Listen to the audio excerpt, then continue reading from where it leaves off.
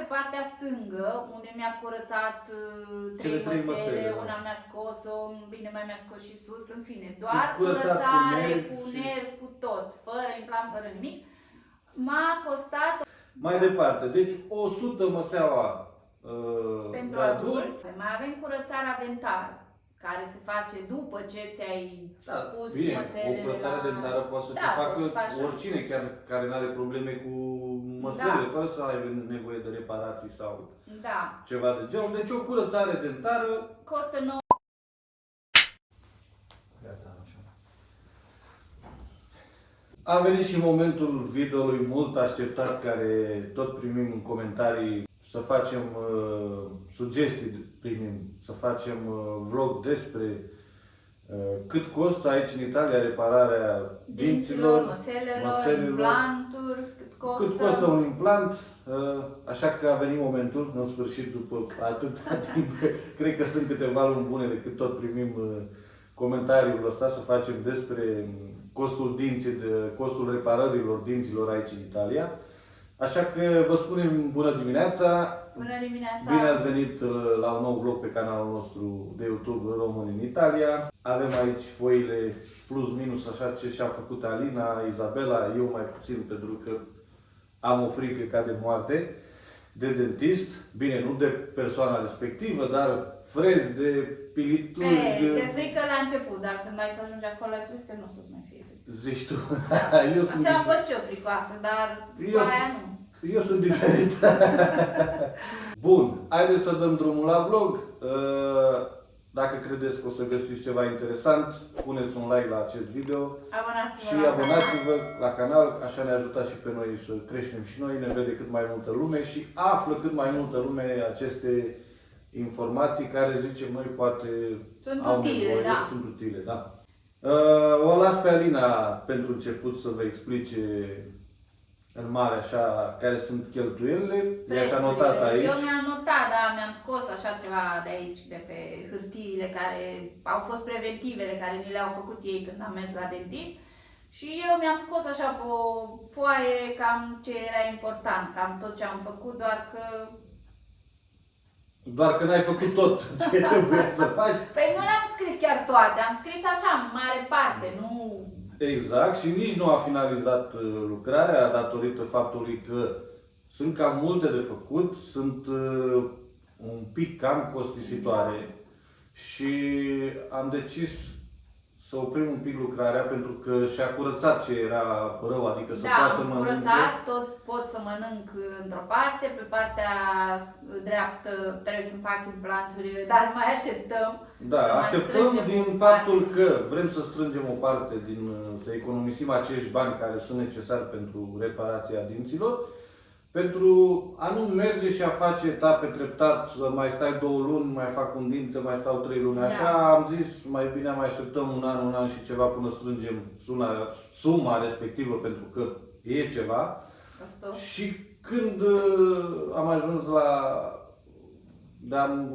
de am strâns economiile necesare, atunci va merge și va termina tot ce are de făcut. Tot ce am de făcut. Bine da. că măcar și-a pus la punct tot ce era, să nu mai aibă dureri și Da, să- asta era important, că implantul după... și să poți să mănânci. Da. Că, na, e cel mai enervant, știți cum e. Nu poți să mănânci, stomacul, nu te hrănești, nu, așa mai departe.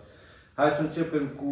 Hai să începem cu scosul de măsele sau Da. de dinți. Asta e cea mai practică. Practic Da. toată lumea interesează cât costă un scos Da. de o măsea, un dinte, ca și la noi în România. Nu? Deci, pentru adulți costă 100 de euro de scos un dinte, o măsea. Da, nu contează că e dinte, măsea. Da, 100 de euro.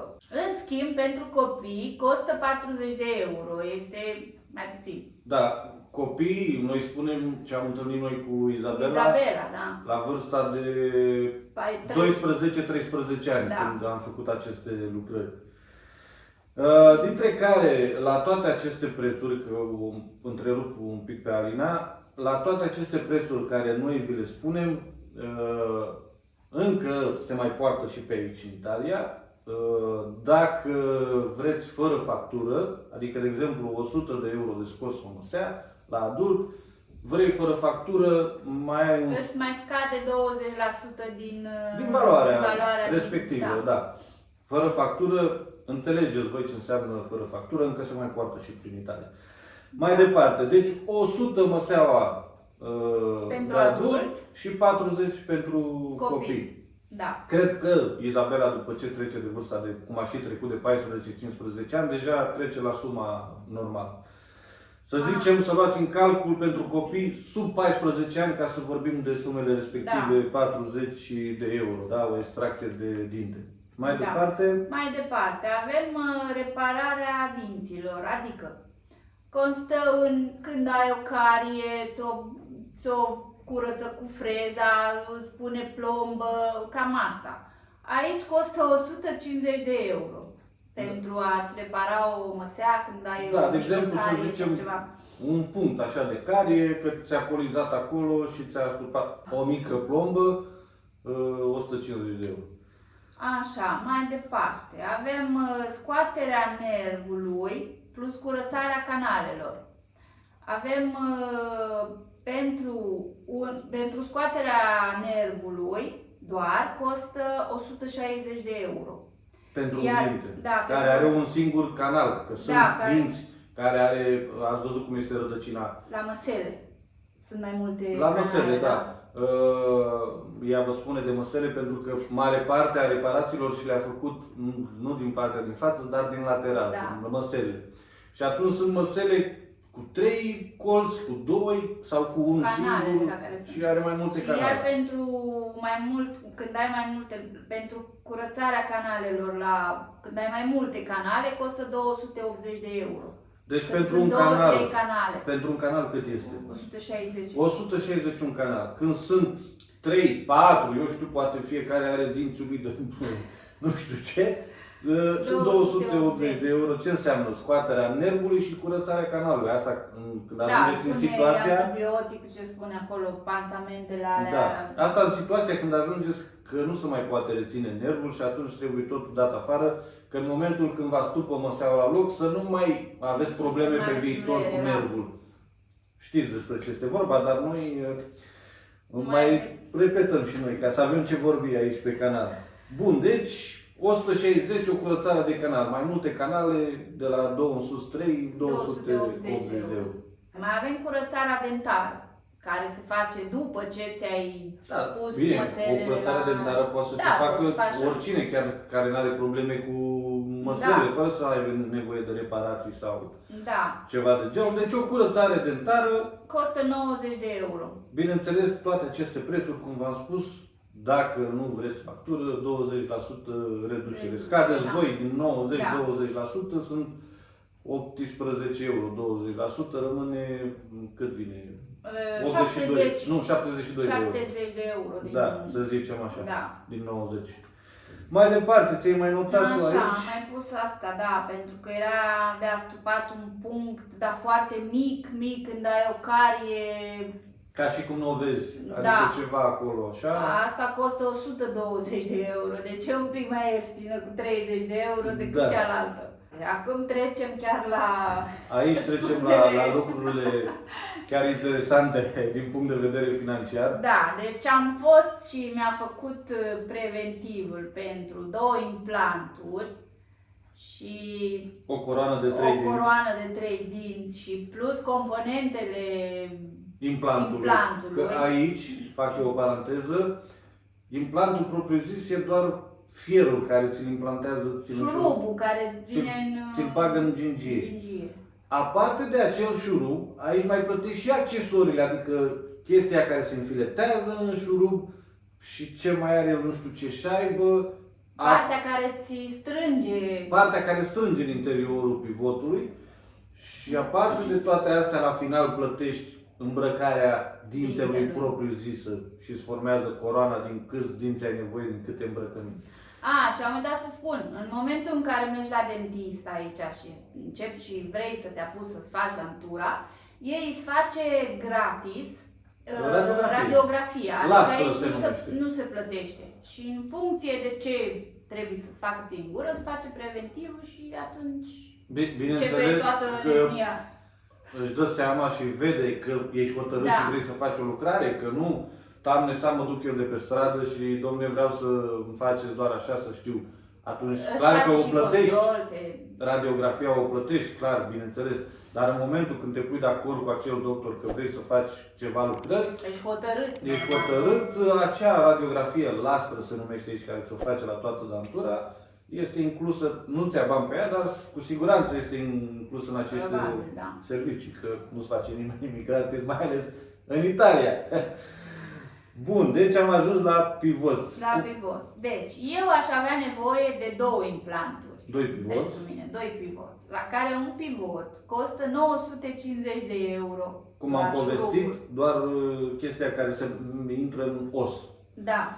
După care, accesoriile, cum am zis noi, șurub, cel care se strânge cu cheia și nu știu ce, sunt 200 20 de euro unul. pentru unul, da? Deci adăugăm la 950 Un implant. un implant plus accesoriile acestui implant 220, ajungem la undeva 1170.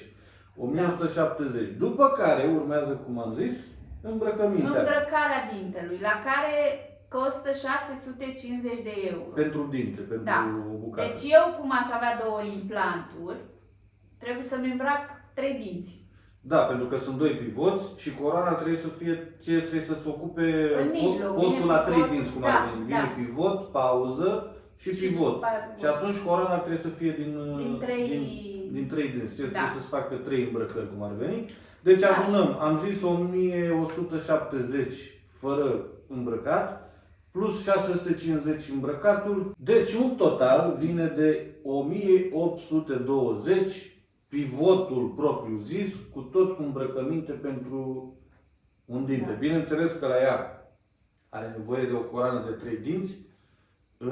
2 dintre ei costă 1820 bucata, iar cea din jumătate care este doar, face parte din coroană, dar nu mai are pivotul, este doar 650. 650, pentru că am aici hârtia. Da, cu noi avem toate preventivele aici. preventivele făcute. Un alt aspect pe care l-aveam aici scris, dar am uitat să-l Am să trecut mai vorbim repede despre peste, el. am ajuns mai departe. Deci în momentul în care aveți o măsea care are pereții foarte Măcinată, până la gingie, să zicem gingie, așa. da, care nu se mai poate, rădăcina este bună și ca să nu o pierdeți, ei în momentul acesta vă pune ca un os Da, este în un pern, mijloc, ca un șurub. o pernă, ei zice, Pern se pernă numește. mucone, Da. din fibră, care ei o pune în mijlocul măselei și după aia începe și o reconstruiește. De jurul împrejurului acelui pern, Da. asta pentru siguranță, Pentru rezistență. stabilitate, pentru da, ca să stabilitate. nu se spargă în momentul în care muși ceva mai dur, mai așa, nu se rupe, nu se sparge. Și Cu toate că acum au ieșit aceste materiale care, de exemplu, cum a avut Izabela la un dinte în fața aici, care era cariat ca și al meu, eu nu mă duc, v-am zis, de frică, să zicem așa, jumătate de dinte, i l-a curățat, i l-a umplut cu această ceramică, această tehnologie nouă, care vine nouă de câțiva ani de zile, și după ce a ajuns acasă i-a spus că în câteva ore poate să-l folosească ca și dintele ei normal. Dar era doar jumătate, nu de la gingie direct de aici. Și atunci, fiind mai mare chestia, să aibă un pic de rezistență, îi bag acest pern, se numește aici, acest șurub dintr-un material care imită osul, să zicem. Și ce am mai văzut eu aici, pentru că nu se vede, ai văzut la Izabela când i-a plăpat dinții ăștia din față, nu se vede ca la noi. Deci eu, în România, am avut... Stai puțin, pentru că tehnologia a avansat mult. Da. Acum îți găsește materialul exact după culoarea dintelui tău și atunci de-aia nu se mai... Pentru că eu în România am avut un dinte în față, care era cariat tot așa ca al ei jumătate, dar se cunoștea la mine. Păi da, pentru că dintele tău era un pic galben, că na, ca orice om nu l-ai perfect alb, iar plomba era albă pe timpul, Da. nu era ca acum. Acum au ieșit aceste ceramice sau din ce reconstruiesc ei, sau reșină din ce o reconstruiesc ei, nu știu exact, care ți-o pune în funcție de Culoarea dintelui, apropiată, da, ca să nu se observă, să nu se să cunoască. nu- Da. În fine, așa, să revenim La subiectul subiectul cu nostru. șurubul, cu cu pernul. șurub. Valoarea acestui pern, acestui șurub, este de 250 de euro. Da. Și iar eu am mai avut ceva, pentru că am avut aici de lucrat la doi dinți, una mi-a scos-o, ar fi fost două măsele bune și una lipsă în mijloc între ele.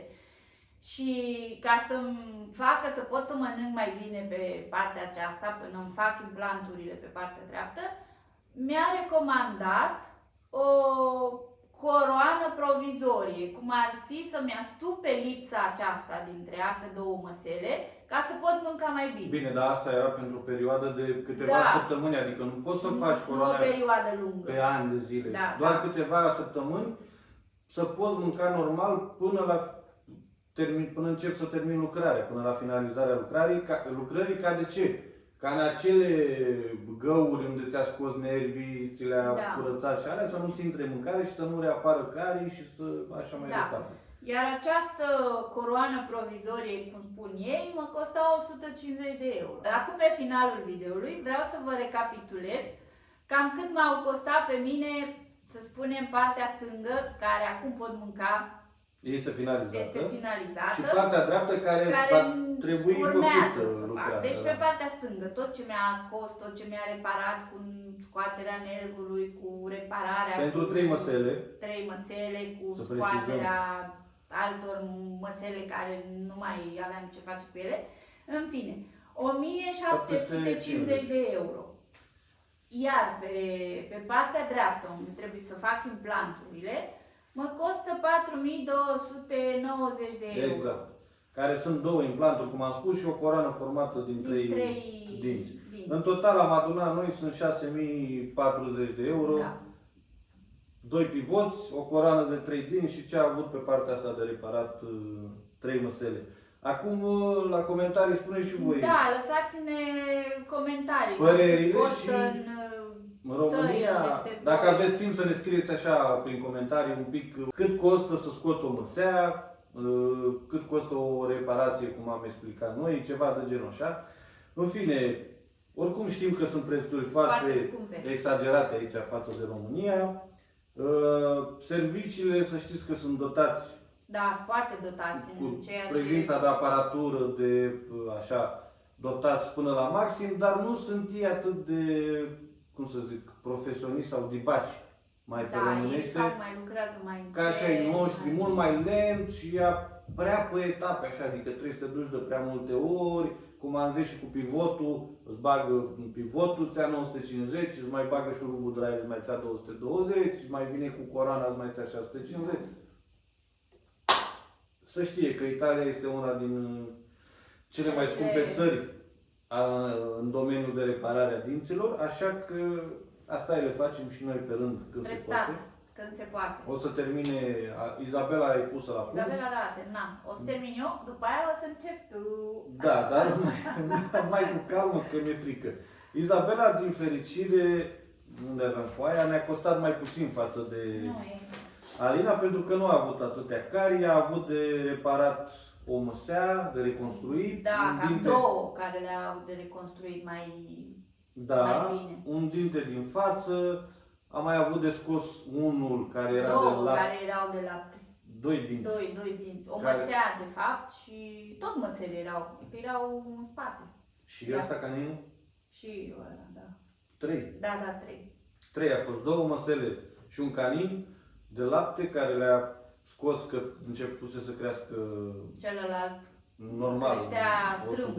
Dintele Dar, de os. din fericire, i-a crescut drept. Noi ne gândeam că... Da, era plecat un pic mai în sus așa, dar a zis doctora că nu este nevoie de aparat, că încă ar trebui să o ia singur pe poziția lui. Și așa a fost. Și la final am avut un preventiv pentru Izabela de 1650 sau 660 am greșit eu.